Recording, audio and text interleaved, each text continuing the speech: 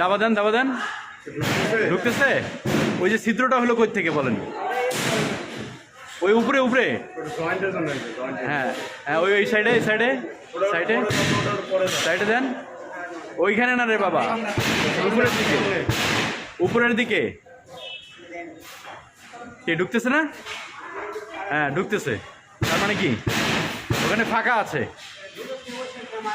হ্যাঁ, তো ওই পাশে ওখানে ফাঁকা আছে, তাহলে ওখানে যদি ফাঁকা থাকে তাহলে এখানে কি আমার এখান থেকে কি ওই বিম অর্থাৎ আরসিসি যে সারফেস আর ব্রিকের যে সারফেস যদি প্রপার বন্ডিং না হয় তাহলে কি ওখান থেকে কি ক্র্যাক আসবে না? আপনি কোন দিক দিয়ে মারছেন সেটা আমি শুনতে চাচ্ছি না, আমি বাবা শুনতে চাচ্ছি যে এরকম যদি থাকে ওখানে কি ক্র্যাক আসবে কি না। আপনি বললেন যে এই পাশে মারা হয় না, দেখেন তো এই পাশে মারছেন কিনা, দেখেন তো, আসেন।